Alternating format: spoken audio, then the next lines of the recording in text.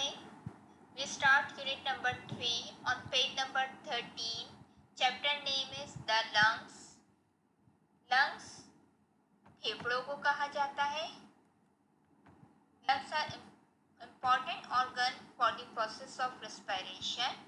They are located in the chest cavity and are pear in shape. Lungs chest के अंदर मौजूद होते हैं. ये पेयर शेप में होते हैं. इनकी नंबर जो होते हैं वो 2 होते हैं, यानी कि 2 की तादाद में ये बॉडी के अंदर मौजूद होते हैं और रिस्पॉन्सिबल होते हैं रेस्पिरेशन के प्रोसेस के लिए. Start breathing. You hardly ever think about breathing unless you are out of breath. आपने कभी भी जो है वो ब्रीथिंग के प्रोसेस के बारे में बमुश्किल ही सोचा हो unless you are out of breath, जबकि आप सांस जो है वो बाहर भी निकालते हैं. You are however breathing constantly by taking air into your lungs and then letting it out again. जबकि आप सांस लेने का जो अमल होता है, जो प्रोसेस होता है वो कॉन्स्टेंटली होता है, जिसमें कि आपके लंग्स के अंदर, आपके फेफड़ों के अंदर जो होती है वो एयर जा रही होती है और वो बाहर भी निकल रही होती है. Lungs are the respiratory organs. Lungs respiratory organs हैं. रेस्पिरेटरी ऑर्गन सांस लेने के दौरान जितने भी ऑर्गन, जितने भी आज़ा अपना रोल प्ले करते हैं, उनमें लंग्स जो है वो एक इम्पॉर्टेंट रेस्पिरेटरी ऑर्गन्स हैं. The lungs are located within the chest and are surrounded by the rib cage. Lungs जो है उसकी लोकेशन बॉडी के अंदर या उसकी प्लेस बॉडी में चेस्ट में होती है और सराउंडेड इट गेट उसको रिब केज से कवर हुआ होता है. रिब केज के रिब कहते हैं पसलियों को और केज पिंजरे को. तो जो लंग्स आपके कवर हुए होते हैं वो रिब्स में ऐसी उनकी शेप होती है लाइक अ केज, बिल्कुल पिंजरे की तरह से, इसीलिए उसे रिब केज कहा जाता है. They are made of spongy elastic tissue. ये लंग्स इलास्टिक टिश्यू के बने हुए होते हैं और स्पंजी होते हैं, यानी कि स्पंजी सॉफ्ट को कहते हैं और इलास्टिसिटी उसमें लचक मौजूद होती है. You know that the human body needs oxygen to survive. आपको पता है कि इंसानी बॉडी को, इंसानी जिस्म को जिंदा रहने के लिए ऑक्सीजन की नीड होती है. The lungs give the body all the oxygen it's need. तो लंग्स जो है वो पूरी बॉडी को ऑक्सीजन की सप्लाई कर रहे होते हैं जितनी कि उस बॉडी को नीड होती है. Oxygen is needed to produce energy from food. Food से भी तवानाई पैदा करने के लिए ऑक्सीजन की ज़रूरत होती है, क्योंकि जो फूड आप इनटेक कर रहे होते हो, जितना फूड आप ले रहे होते हो, उसकी एब्जॉर्प्शन के लिए, उसके डाइजेशन के लिए, उसके एसिमिलेशन के लिए हमें ऑक्सीजन की नीड होती है. ऑक्सीजन अगर हमारे बॉडी के अंदर नहीं जाएगी तो कोई भी प्रोसेस जो है, कोई भी फंक्शन जो है वो कंप्लीट नहीं हो सकता या वो अपना काम, अपना टास्क जो है वो मुकम्मल नहीं कर सकता है. Oxygen is needed to produce the whole process of obtaining oxygen from the air and using it in the cells to produce energy is called respiration. हवा से oxygen. lungs give the body all the oxygen its need. तो lungs जो है वो पूरी body को oxygen की supply कर रहे होते हैं जितनी कि उस बॉडी को नीड होती है. Oxygen is needed to produce energy from food.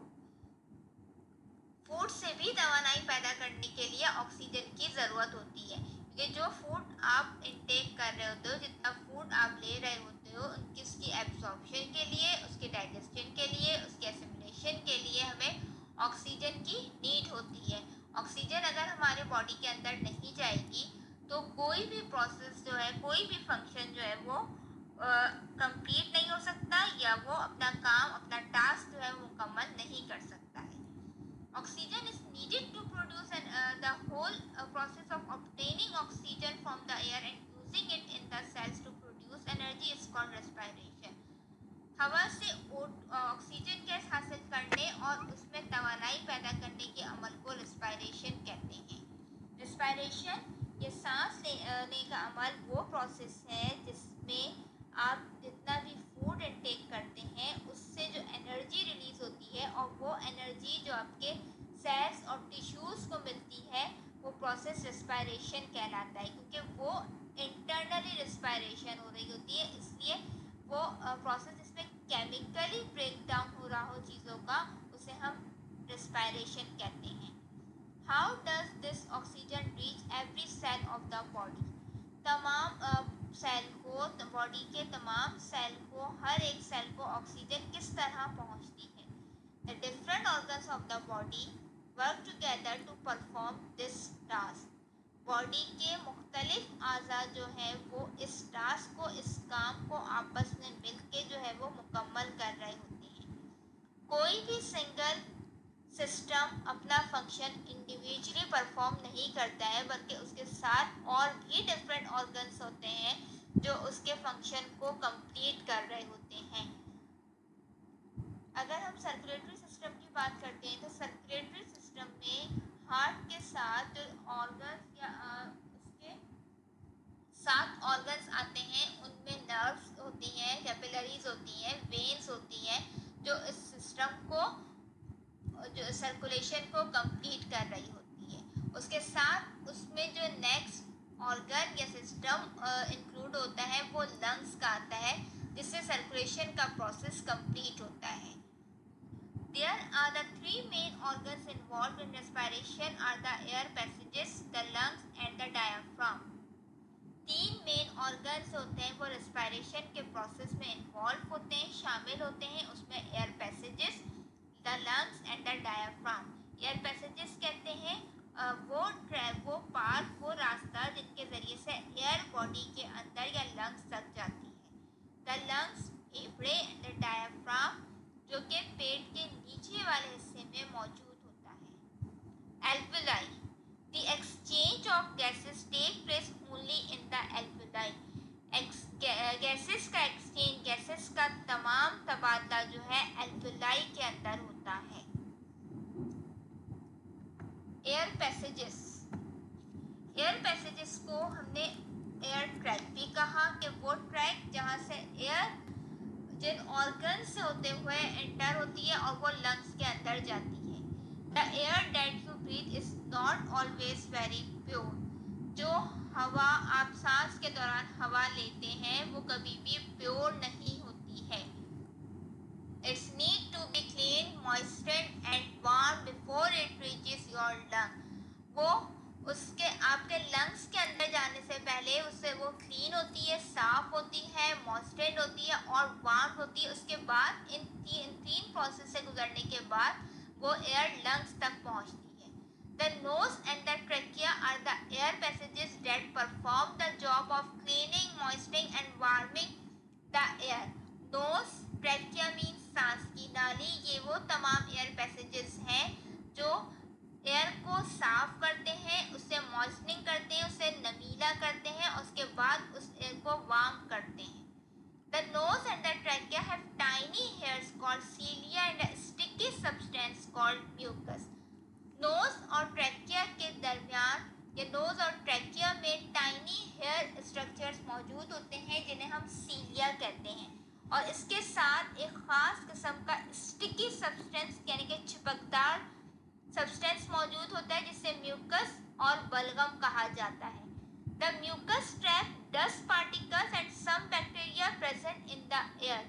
Mucus जो है उन तमाम डस्ट पार्टिकल को या बैक्टीरिया या वायरसेस को जो है वो ट्रैप कर लेता है, पकड़ लेता है, जो एयर में मौजूद होते हैं, क्योंकि जो एयर नोज़ के थ्रू आपकी बॉडी के अंदर जा रही होती है वो जब जैसे ही नोज़ के अंदर एंटर होती है तो नोज़ के अंदर सीलिया मौजूद होता है और सीलिया के साथ इस पूरे ट्रैकिया के ट्रैक तक जो है वो म्यूकस मौजूद होता है, जो म्यूकस जो है वो ट्रैप कर लेता है तमाम डस्ट पार्टिकल्स को और बैक्टीरिया को। The cilia act like tiny brooms to sweep out the dust caught in the mucus. Cilia जो है वो बिल्कुल एक ब्रूम की तरह से एक्ट करता है और उस ब्रूम यानी कि झाड़ू की तरह, और वो उसे साफ कर देता है उसमें से तमाम डस्ट पार्टिकल को जो कि म्यूकस के अंदर मौजूद होते हैं। They help keep the lungs clean, और इसकी मदद से वो साफ हवा जो होती है वो लंग्स के अंदर जाती है। They carry the dust back to the throat, और जितनी भी डस्ट पार्टिकल और उसके साथ अंदर जाते हैं तो वापस वो of the mucus by coughing or swallowing. और इससे आप म्यूकस से आप बच जाते हैं, जो कि खांसने के जरिए और निगलने के दौरान जो है वो बाहर आता है. डू यू रिमेंबर, क्या आपको याद है, the human body is made of cells which group together to make tissues. Human body जो है वो मुख्तलिफ किस्म के सेल्स से मिलकर बनी है और ये तमाम सेल्स होते हैं वो टिश्यूज बनाते हैं.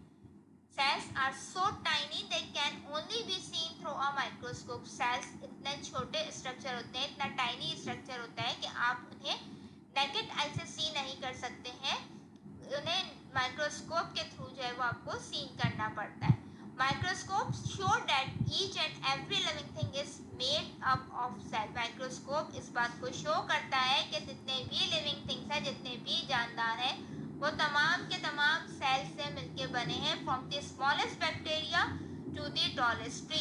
एक छोटे से बैक्टीरिया से लेकर एक टॉलेस्ट ट्री तक जितने भी लिविंग थिंग्स हैं, जिसमें के animals, plant, human being include हैं. Diaphragm. This is the sheet of muscles which separate the lungs from the abdomen. It helps the lungs to expand and contract when you breathe in and out. Diaphragm एक muscles की ऐसी sheet है जो आपकी body में lungs और abdomen के portion को सेपरेट करता है, अलहदा करता है. इसी डायाफ्राम की मदद से आपके लंग्स में एक्सपेंड और कॉन्ट्रैक्ट का प्रोसेस होता है या वो अमल होता है, जिससे आप सांस को अंदर ले सकते हैं और बाहर निकाल सकते हैं. Third heading, lungs. The trachea is the tube which air enters the lungs. Trachea यानी कि सांस की नाली वो ट्यूब है जिसके जरिए से हवा फेफड़ों तक दाखिल होती है. Before it joins the lungs, the trachea divided in two branches called bronchi. फेफड़ों से ज्वाइन होने से पहले यानी कि ट्रैकिया एक सीधी स्ट्रेट ट्यूब होती है और ये लंग से ज्वाइन होने से पहले दो हिस्सों में डिवाइड हो जाती है, जिन्हें दो ब्रांचेस में डिवाइड हो जाती है, जिन्हें हम ब्रोंकाई कहते हैं. और सिंगुलर यानी कि सिंगल में उसे ब्रोंकस कहा जाता है. The left bronchus goes to the left lung and the right bronchus goes to the right lung. Bronchi plural है और ब्रोंकस सिंगुलर है, तो ये ट्रैकिया से डिवीजन इनकी हो जाए और जैसे ही ये डिवाइड हो जाते हैं तो ये राइट और लेफ्ट में डिवाइड होते हैं. लेफ्ट ब्रोंकस लेफ्ट लंग की तरफ चला जाता है और राइट ब्रोंकस राइट लंग की तरफ आ जाता है. In the lungs the bronchi further divided into smaller branches called bronchioles. ये ब्रोंकाई लंग्स में जाने के बाद इनकी मज़ीद डिवीजन होती है स्मॉलर ब्रांचेस में. ये और छोटी ब्रांचेस में डिवाइड हो जाते हैं, जिन्हें ब्रोंक्यूल्स कहते हैं. At the end of the bronchioles, there are small bag-like structures called air sacs or alveoli. Bronchioles के एंड पर, उनके आखिरी सिरों पर एक बैग लाइक स्ट्रक्चर्स मौजूद होते हैं, जिन्हें हम एयर सैक्स या एल्वुलाई कहते हैं. which have thin moist wall through which gases can pass. ये इंतहाई पतले होते हैं और इनकी वॉल्स मॉइस्ट होती है, नरम होती हैं, सॉफ्ट होती हैं, नमीली होती हैं, जिसकी वजह से गैसेस जो है वो इजीली इसमें से पास हो जाती हैं. The exchange of gases take place in the tiny blood vessels called capillaries. Exchange of gases का ये exchange होता है वो tiny blood vessels में होता है, जिन्हें हम capillaries कहते हैं. Which surround the alveoli, जिसके चारों तरफ जो होती है वो alveoli होती है. capillaries जो होती हैं वो alveoli कहलाती है. Here the oxygen is absorbed into the blood cells and carbon dioxide is removed from the blood. यहाँ पर ऑक्सीजन एब्जॉर्ब होती है ब्लड सेल्स में और जितनी भी कार्बन डाइऑक्साइड होती है यानी कि CO2 गैस होती है वो ब्लड से रिमूव हो जाती है. एयर नोज के थ्रू जो होती है वो इंटर होती है ट्रैकिया में. ट्रैकिया से इसकी मज़ीद डिवीजन होती है ब्रोंकियस में. ब्रोंकियस की डिवीजन ब्रोंक्यूल्स में हो जाती है और इन ब्रोंक्यूल्स के अंदर जो होते हैं वो एयर सैक्स मौजूद होते हैं, जो गैसेस की एक्सचेंज में, गैसेस के तबादले में एक इम्पॉर्टेंट रोल प्ले करते हैं और इन्हीं एयर सैक्स की मदद से लंग्स के अंदर एक्सचेंज ऑफ गैसेस पॉसिबल होती है. Page number 15. Inhaling oxygen and exhaling carbon dioxide.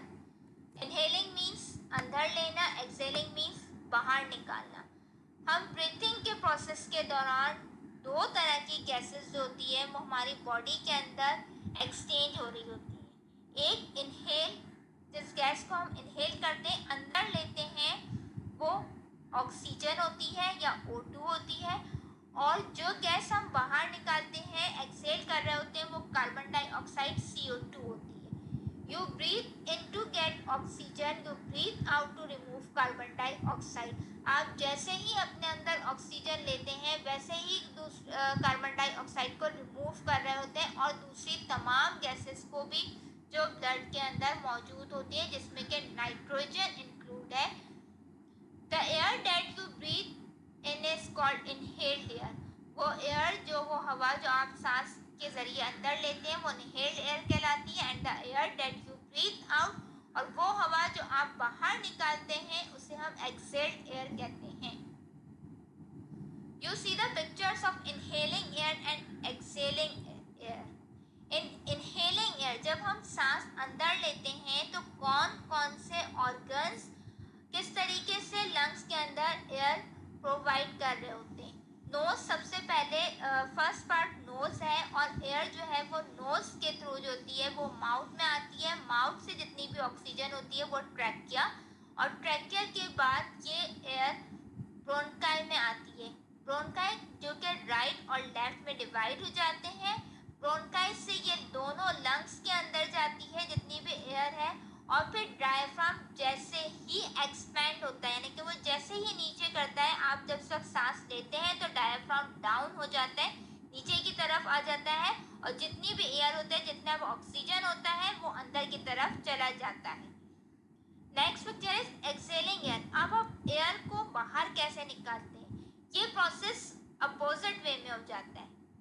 जब आप एयर को बाहर निकालने होते हैं तो डायफ्राम जो कि मसल्स शीट होती है वो पुश अप हो जाती है ऊपर की जानिब। जैसे ही आप सांस बाहर निकालते हैं डायफ्राम ऊपर की जानिब खिंच जाते हैं या कॉन्ट्रैक्ट होते हैं, सिकुड़ जाते हैं। तो जितनी भी लंग्स होती है, जिस लंग्स के अंदर एयर होती है, वो लंग्स से बाहर निकलती है, ब्रोंकाई में आती है, ब्रोंकाई से ट्रैकिया, और ट्रैकिया से माउथ के थ्रू और नोज के थ्रू जो होती है वो CO2 गैस बाहर आ जाती है।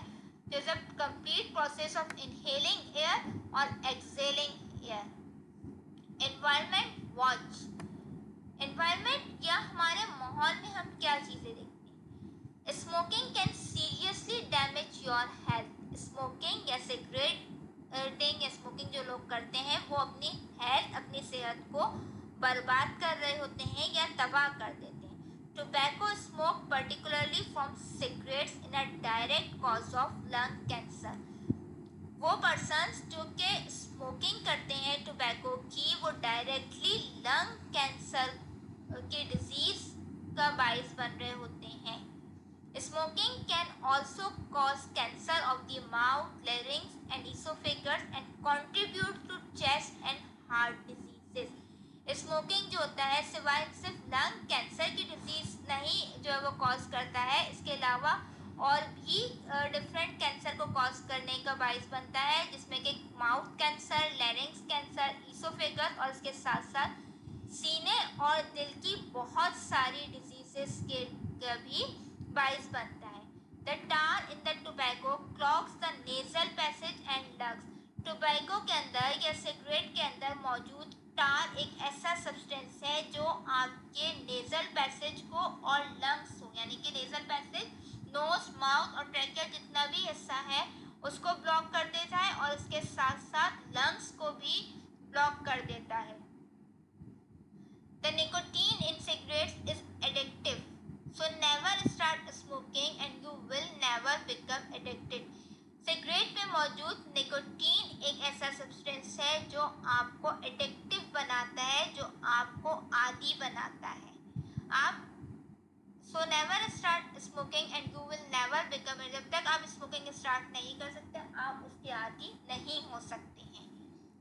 When people inhale smoke from cigarettes smoked by others, it is called passive smoking. वो पीपल्स जो कि सिगरेट जो स्मोकिंग कर रहे होते हैं और इर्द गिर्द जितने भी लोग बैठे होते हैं या उनके साथ होते हैं, तो वो उस सिगरेट की स्मोक को इनहेल कर रहे होते हैं, तो उन्हें पैसिव स्मोकर्स कहा जाता है, क्योंकि वो डायरेक्टली खुद स्मोकिंग